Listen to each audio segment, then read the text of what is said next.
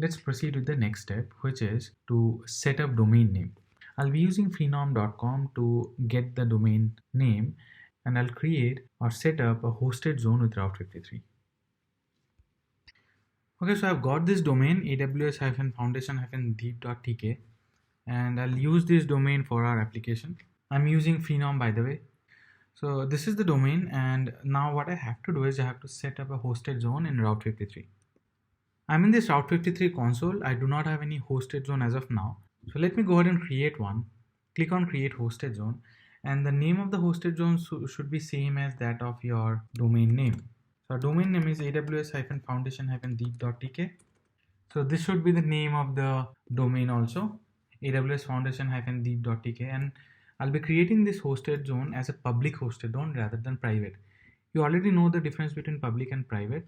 When you create a private hosted zone, that will be accessible or resolvable only within a certain VPC. But as I want a public web page, so I'll be creating a public hosted zone. Click on create, and then it gives me the name servers and the start of authority servers, and I have to change or I have to use these name servers in my domain registrar. So my domain registrar is freenom.com, but you can choose whatever you want to, but make sure to change the name servers in the domain name registrar. So this is done, the domain name setup. The next thing is the biggest part, which is create an AMI with application. So I'll log into an EC2 instance and we'll set up the application. The EC2 instance would be in private subnet. Basically, I'll be creating an AMI and then I'll use auto scaling group to launch an EC2 instance. So first, let me show you the application, which is written in HTML and using Python Flask framework. First, let me show you the pages, and this will be the first page of the application, and it will have this employee database. And whenever I click on get employee information, it should take me to this page. And whenever I click on fetch info, it should fetch the information and show that in the screen. And when I click go on update database page, it should take me to this page. And in about us, this is the page I was talking about, and it has been hosted on S3. Currently, I'm not using S3. I'm using locally, but the purpose here is to show you how the screen works. And then you fill in all the information here, upload the image file, and then click on update database, which should update the database, MySQL database, with all this information. And the image here would go to the S3 bucket, which you have created for storing images. It's a very simple application. Let me show you the HTML pages. I'll just glance through it. I'll not discuss in detail. So this is the main page, and whenever I click, it should take me to this page. Whenever I click on that update button, this update database button here, it should take me to this web service. Currently it is http://:000:80, but I'll change it to the name of the load balancer, because the application will be placed, or the EC2 instance where the application would be hosted will be placed inside behind the load balancer. And whenever I click on that get employee information, it will take me to the same program but a different web service or different API, which is get EMP. So in this page, these are the only two APIs which are being used. Then you have that get EMP HTML page. So this page represents this page wherein we are asking only for the employee ID, and whenever I click fetch info, it should take me, or it should fetch the information of the employee. And if I click on go to update database page, it should take me to the main page, which is this one. So let's see how the HTML page looks like here. And it is a very simple one. And this is the employee information page. And so after I provide the employee ID and click on submit, it should take me to this API, which is fetch data, again on the same program. And whenever I click on go to update database page, it will take me to the main page or the root page, which is nothing but this HTML.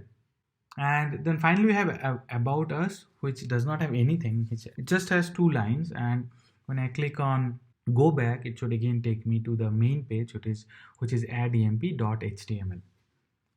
Now this is the front end, and the back end is written in Python.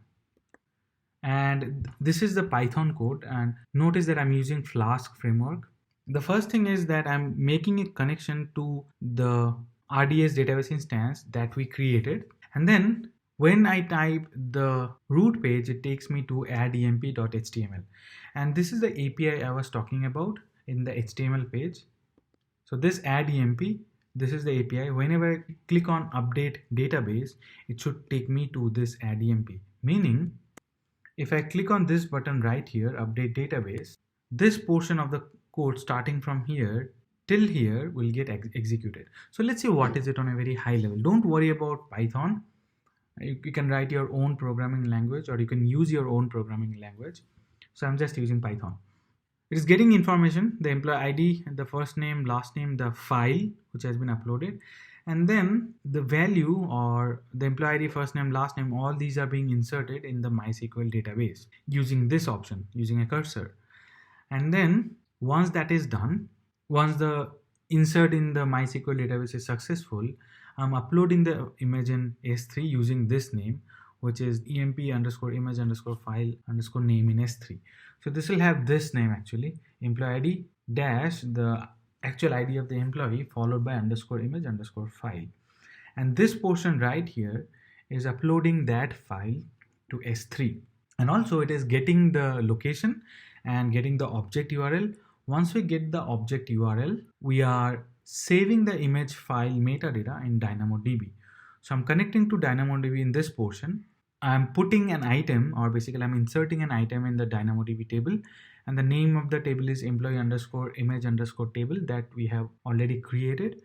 So the employee ID will have employee underscore ID taken from the screen, and the object URL which was retrieved from here. And this is all that the main page would do. Okay, now let's go to the other page, which is getemp.html, and that should execute this fetch data API. Whenever we click on fetch info, it should take me to the fetch data API. So in the screen, whenever I type in the employee ID here, and whenever I click fetch info, this portion of the same code should get executed. I have used a very monolithic application. If you want, you could have used microservices using containers, or you could have placed this one in a different program altogether. But as it is a very simple program, monolithic architecture would go along. So what it does is it gets the employee ID, and then it selects the employee ID or first name, last name, primary skill, and location from the table which is in MySQL database, executes the cursor, and also it gets the image URL. And the image URL is shown in the screen because I'm using HTML. It's not a dynamic page, so that's why in that screen I'll be able to see the image URL only, not the actual image. If you want, you can change it. You can use AngularJS or React.js to get the actual image and show it to the screen. But in this case, for this HTML page, when it is returned, it will return the image URL itself. And that's all it does. And then we have few other things like getemp. Getemp API is executed whenever we click on that button from the main page, which is this button. So in the main page, whenever I click on get employee information, that is executing this API, or that is calling this API. So get employee information, it is calling this getemp API, which is this method, and it is just throwing an HTML page towards you. That's it. So this is the program, and now what I have to do is I have to put this program in the EC2 instance.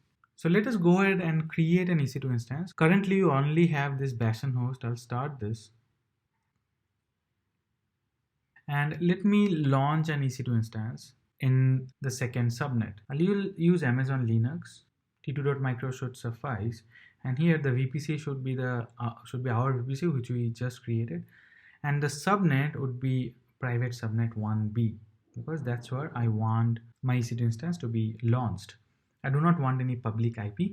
Add storage, this is fine. And in the tag, I'll tag the instance as the application. So this is the application EC2 instance.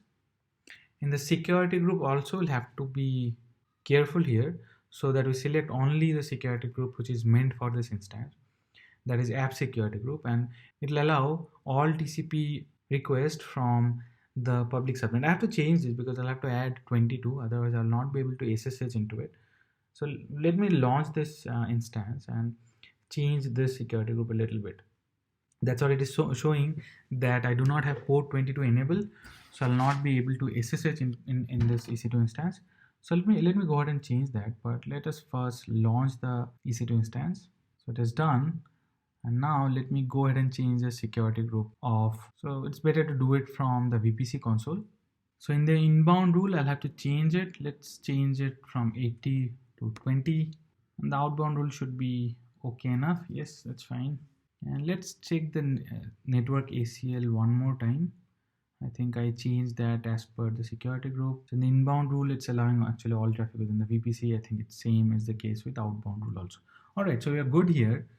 Now let me go ahead and try to log into this EC2 instance, but I'll not be able to do so directly because it is being launched in the private subnet.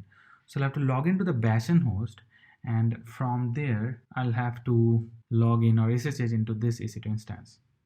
Before SSHing into the Bastion host, I'll have to copy the key file, because this key file would be needed to log into the other EC2 instance also, because that instance was launched with the same key pair. So let me copy this key pair. The copy is done, and now let me SSH into this EC2 instance. So I'm inside of the Bastion host now. As you can see, I have this private key here, and now I'll SSH into the other EC2 instance. Alright, so this is done. Now I'll have to install Python and all these things, but it is in private subnet. How do I do so? So first let me see if Python is installed or not. Okay, Python is there. MySQL should also be there. Okay, MySQL is not there. Now I want to install MySQL from internet. How do I do that? If I try to use MySQL, it will not allow because it does not have access to internet. You already know the answer. What we have to do is you have to create a NAT gateway. So go to VPC and create a NAT gateway. I'll have to select the subnet, and I'll be selecting this subnet, which is the public subnet. Of course, NAT gateway has to be in the public subnet.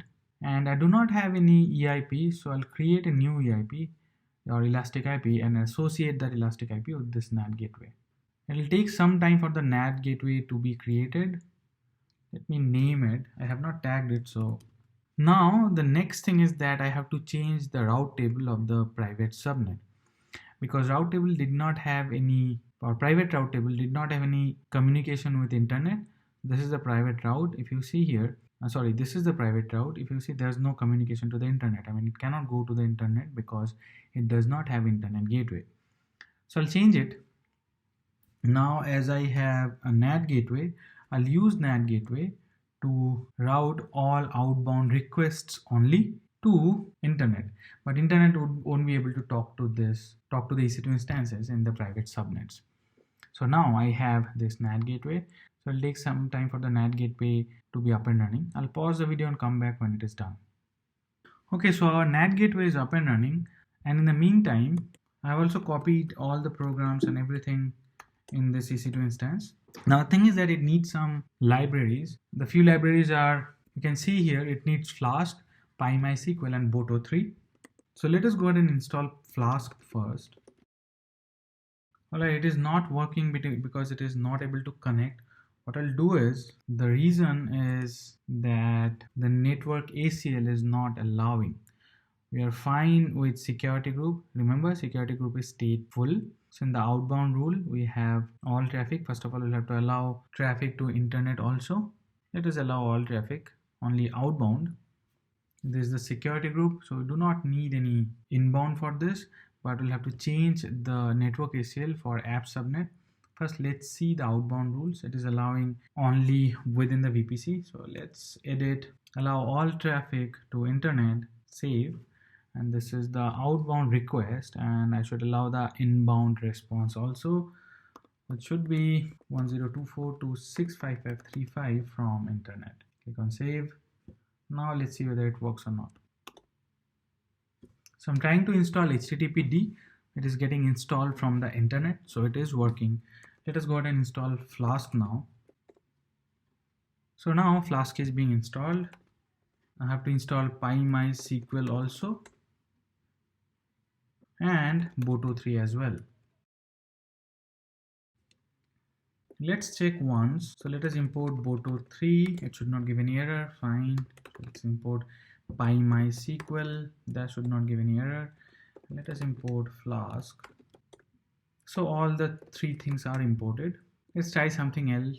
just to show you that if it is not installed, it should give you error. So there you go. So the instance is set up, it's ready. And the thing is that as everything is up and running, we have the program also. And the program is here in the main page, employee app.py. And in the templates, I have all the templates. That's all we need for this application to be up and running. But yes, you have to make some changes in the HTML pages because it should point to the load balancer rather than 0000. So in the meantime, let us go ahead and create the load balancer.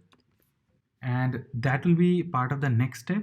We'll create load balancer and auto scaling group. And after creating load balancer and auto scaling group, I'll go ahead and create the AMI because I have to change the HTML page. I know it is hard coded, and if you are using dynamic programming language like AngularJS or any JavaScript for that matter, you should parameterize all these things and you should not hard code. But for this demo, I'll do that. First, let me go ahead and create an elastic load balancer and auto scaling group.